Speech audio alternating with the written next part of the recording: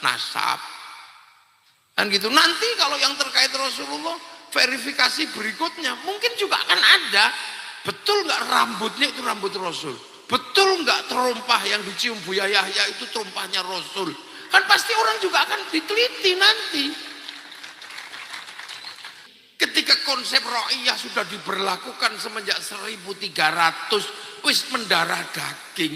Loh kok hari ini tiba-tiba ada orang yang kami turunan ini, kami iki wis langsung. Jadi yang membuat ini jadi rame itu sebenarnya tabrakan sama konsepnya Rasulullah. Loh mosok putune Nabi nggak nabrak konsepnya Mbah Dewi, kan ya ora mungkin itu. Nek jari Kiai mah ora mungkin putune Nabi kok nabrak konsepnya Mbah Dewi. Loh, ini konsepnya Nabi. Mangane wong Jawa itu sudah turun papat wis lah karepmu wong toh engko ya padha. Meledak.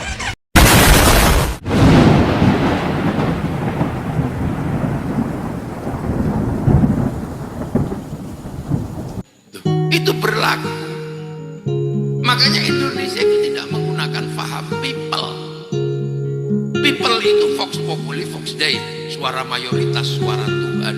Begitu dia mayoritas, dia menjadi diktator, menindas yang lain.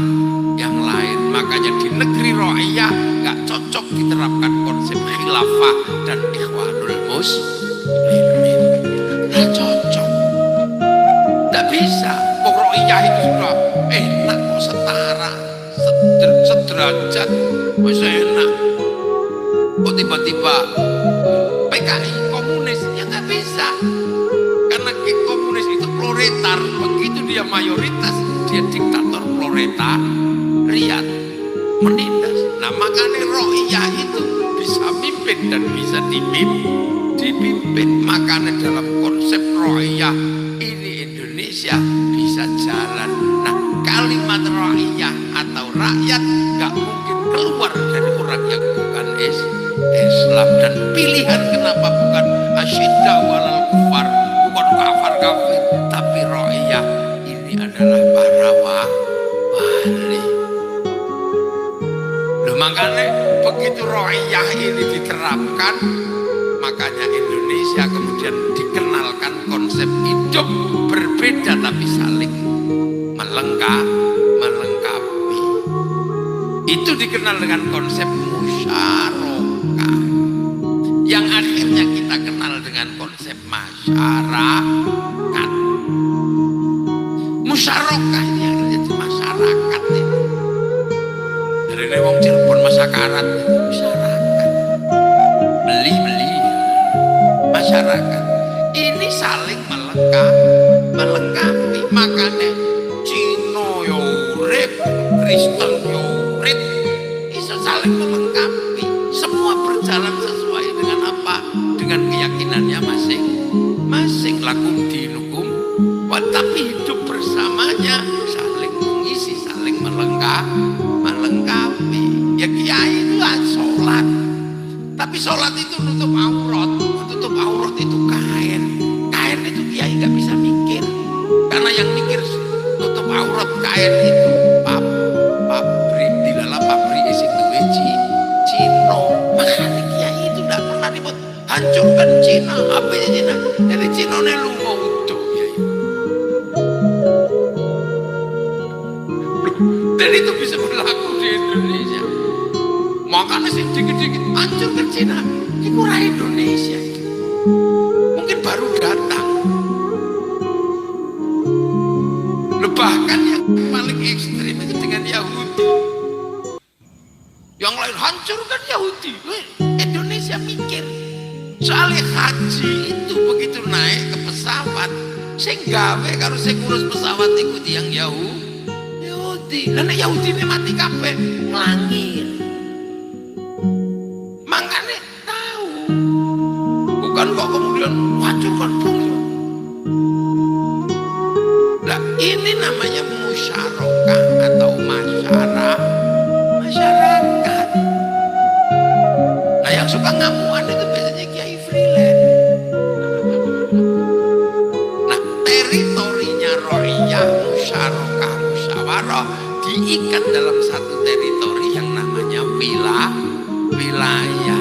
Wilayah inilah yang membuktikan bahwa yang bangun konsep ini adalah para wali, karena tempatnya ro'iyah, musyarakah, musyawarah disebut wilayah. Makanya pasti ini kerjaan wali. Nah wali ini sapa? Wali songo. Dudu sing wali-wali daya sing saiki bukan. Dudu sing Isra Mi'raj ping 70 itu bukan. Loh bukan. Ini wali ini. Makanya kemudian kita mengenal konsep NKRI, Negara Kesatuan Republik Indonesia, yang menghasilkan titik epicentrum besar agama, suku, bangsa yang tidak terselesaikan di Arab. Arab satu bangsa pecah puluhan negara, Eropa satu bangsa pecah puluhan negara, Cina satu bangsa pecah puluhan negara, Afrika satu bangsa pecah puluhan negara. Tapi kita puluhan suku, bangsa dan agama bersatu dalam satu negara kesatuan Republik Indonesia.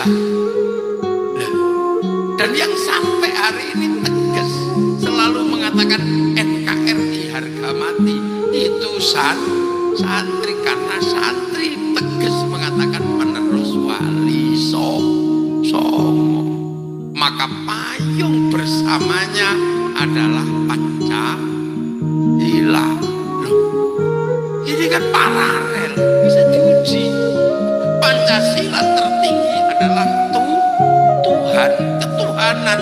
Jadi kita belum pernah merendahkan Tuhan. Zaman animisme, dinamisme Tuhan tertinggi, zaman Hindu Tuhan tertinggi, Buddha Tuhan tertinggi, Islam Tuhan tertinggi. Bentuk negara ketuhanan tetap paling tinggi.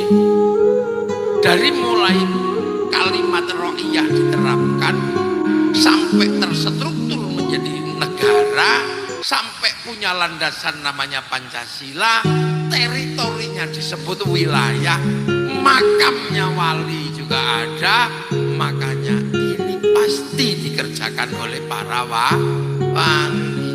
Nah, siapa wali yang mengerjakan? Wali songo. Makanya kalau tiba-tiba sekarang ada sejarah yang mau digeser, beberapa sejarah dan peristiwa nasional harus dirubah aktornya. Ya kalau nggak bisa, ya sejarah kuburannya juga harus dirubah. Masa ono menungsane kuburannya ora enek. Nah itu makanya kalau hari ini tiba-tiba ada pergeseran kuburan, makam, itu ya lumrah. Karena apa? Sejarah itu ada orangnya. Nah cuman orang yang hidup dalam sejarah itu adalah orang yang mendapatkan gelar sabilillah. Nah sabilillah itu kalau mati gak mati. La taqulu lima yuqtalu fi sabilillahi amwat bal ahyaun, masih hidup walakin la yashurun. Nah ini makanya hati-hati, walaupun gak kelihatan orang-orang ini masih hidup lah. Isih urip kok salini makame yo ngamuk. Makanya makhluk itu kalau kita ngaji tafsir maknanya Yahudi. Jadi kalau Gus Abbas nuduh Yahudi apa ya nggak salah. Ketika ada yang suka rusak alladzina, cocok dipakai nggak cocok dibuang. Nah itu kan normal dalam tradisi ilmiah. Nah jangan ini nggak ilmiah loh, ya, jangan gitu.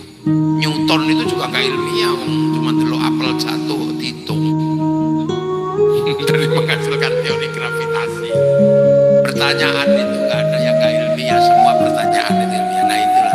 Nah kenapa pertanyaan itu muncul? Itu kan sekarang ini karena ada mesin pertanyaan sekarang.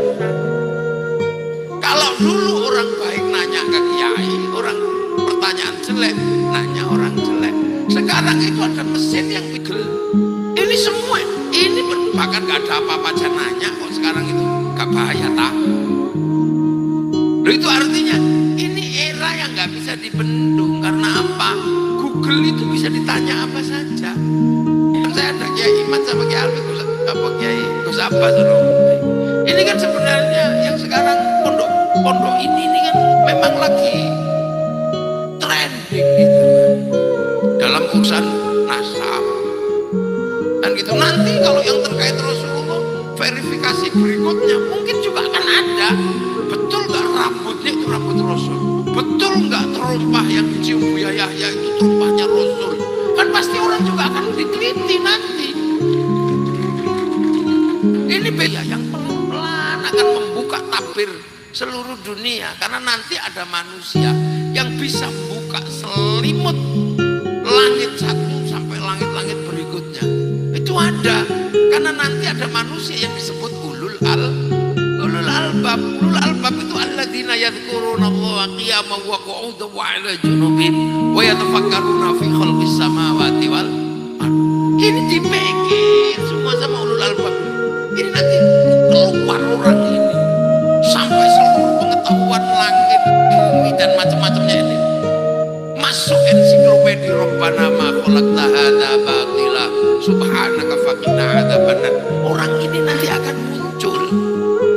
Jadi jangan dikira ilmu pengetahuan yang terbuka hari ini lebih gendeng lagi.